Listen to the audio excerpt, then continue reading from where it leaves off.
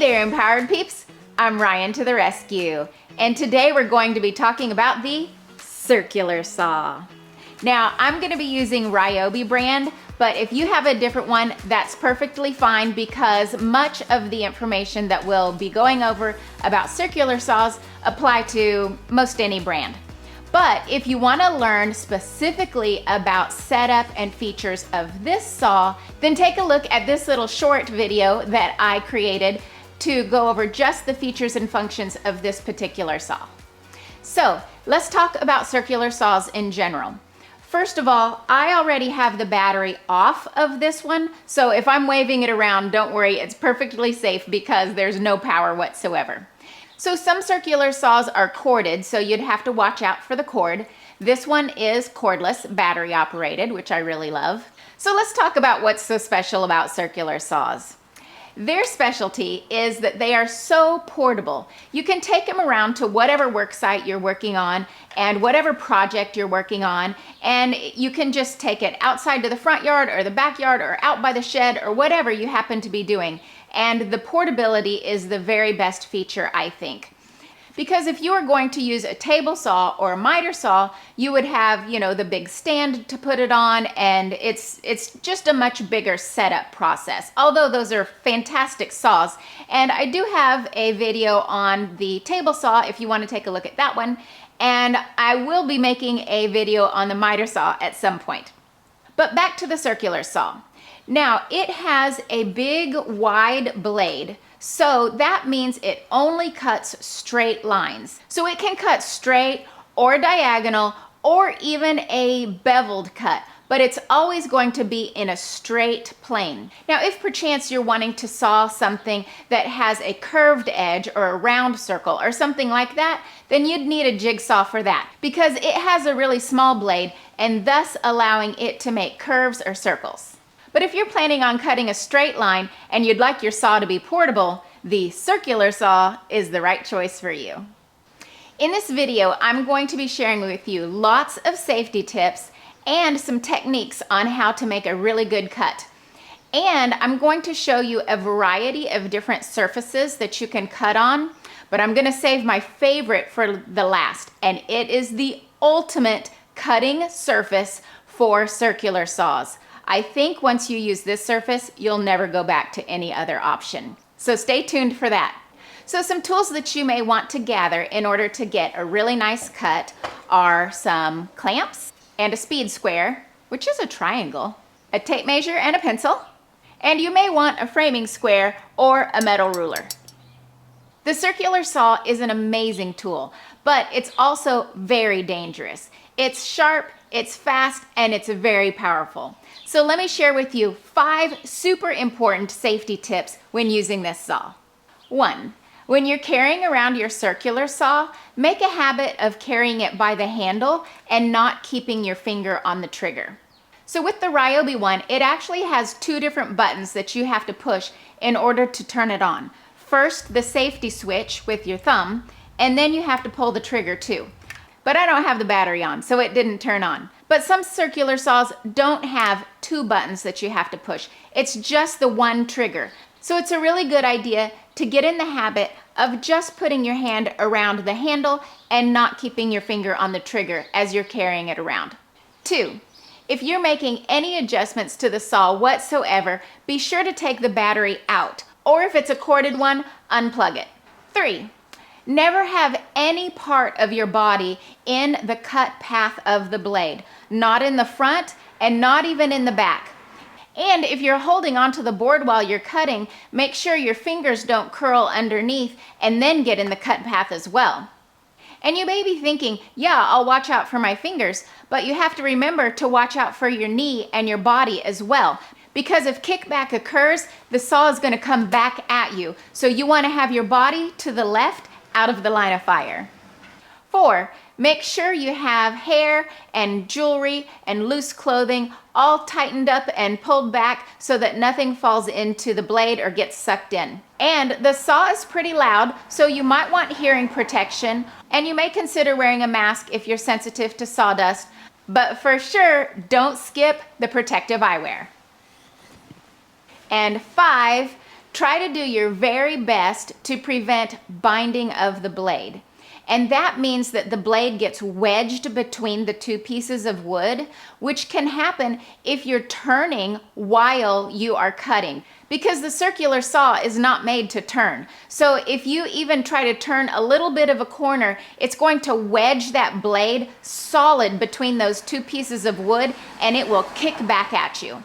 Another thing that might cause kickback is if you're sawing down the center of wood and it's supported far apart from the saw, then it's going to collapse down in the middle. And as the blade is going through those two collapsing pieces of wood, it's going to bind and also kick back. So do your very best to avoid those things. A bonus safety tip that I have for you is anytime you are new to a brand new tool is once you get the power hooked up, go ahead and turn it on so that you can hear the sound and feel the vibration so that you won't be shocked and surprised when you first pull the trigger and you're working on a project.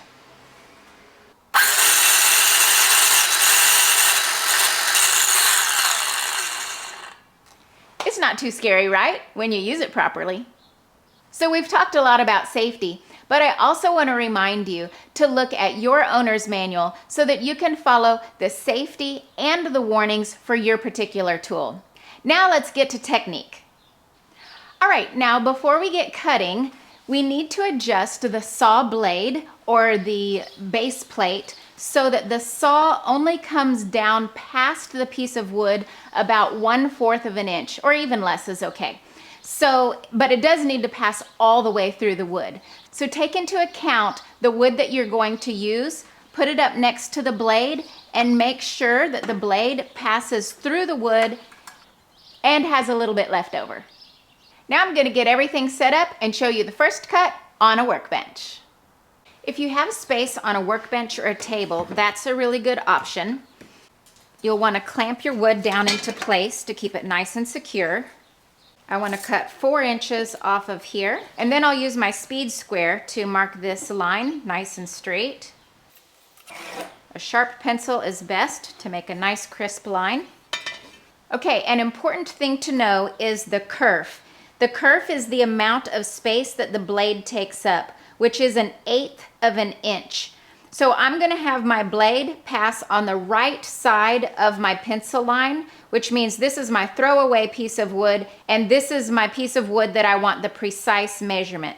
Now, when using a circular saw, you can just freehand it and just hold it straight as you go down the line. This saw also has a laser that can help me stay on track as well. Or if you want even a more precise cut, you can use your speed square, and you can either do it this way or this way. I like to do it this way, and this can be my cutting guide for my saw to glide along and keep me right on the right path.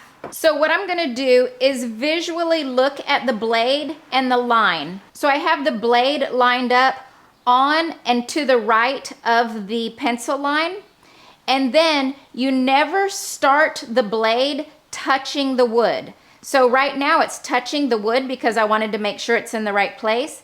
Now I'm going to pull it back away from the wood, and I'm double checking with my laser line. I see that it's right on target. So here we go.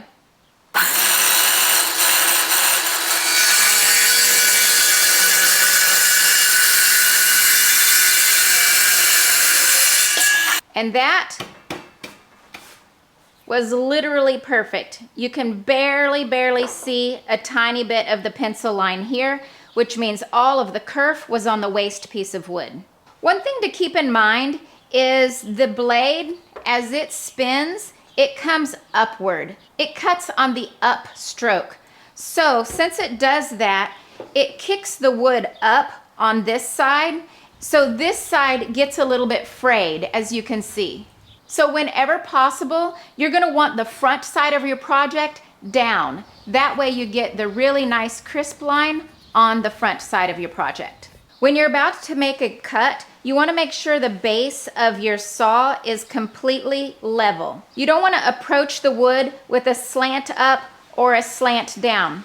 While you're sawing, make sure you keep your blade and your plate totally level, And then when you get to the end, you don't want to tip your saw down at the end. Just keep it level and straight until the blade completely stops moving, and then you bring it up. Remember, do not stand behind the saw like this. You want to keep your body over to the side, because if kickback occurs, it has a free space to go.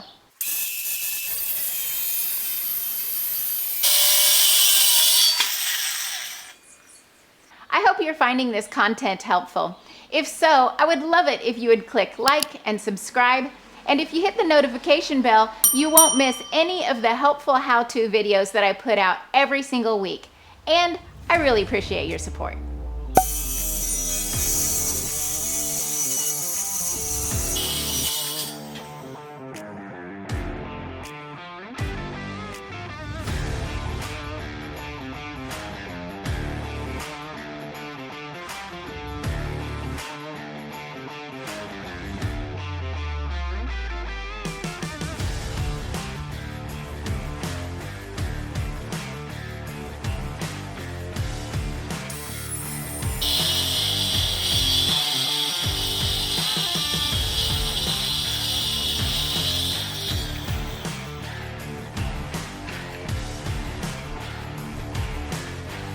Okay, so I have demoed how to use a circular saw off of the workbench. If you happen to have that, or a table, you can use that, or sawhorses, or using slats of wood on the floor of your garage. All are good options, but now I want to share with you my very favorite surface to cut on when I'm using a circular saw. This is the ultimate best surface ever. Are you ready for it? Foam insulation. This stuff is the best surface for using a circular saw. It is firm, but yet it's soft enough that the blade cuts through it really easy, and it's not really adding any work to the blade or the motor, like if you were going to cut your piece of wood on top of another scrap piece of wood. This comes in a really huge sheet, and it's $20 at Home Depot, and you can use it over and over and over again. So this will probably last me forever. So you can just cut off pieces that you need for the project that you're working on. And I love that you can put a big long piece of wood on here and it supports the whole entire thing. I don't have to worry about having supports at different levels along the wood. And also my workbench is only so big, so I wouldn't be able to cut a really, really long piece of wood. And then we talked about the drawback of sawhorses, because you don't want your wood to bow in the middle. So this is really the solution to all of those problems. So now let me show you how it works. Now I want to demo a beveled cut. And before we make any changes here, we're going to take the battery out. Now, this is how you adjust the angle of the blade. So you loosen this knob, and then I'm going to set this at 45-degree angle.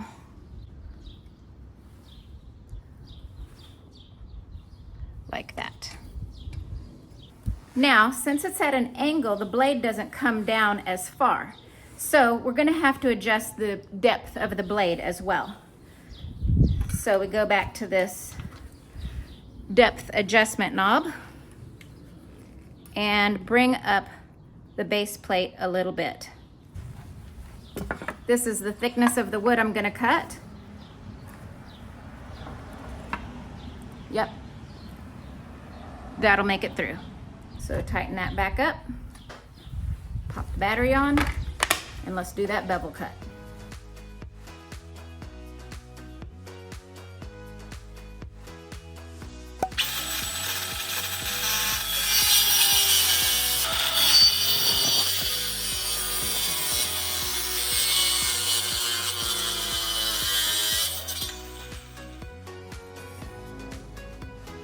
All right, well, that about covers it for the circular saw.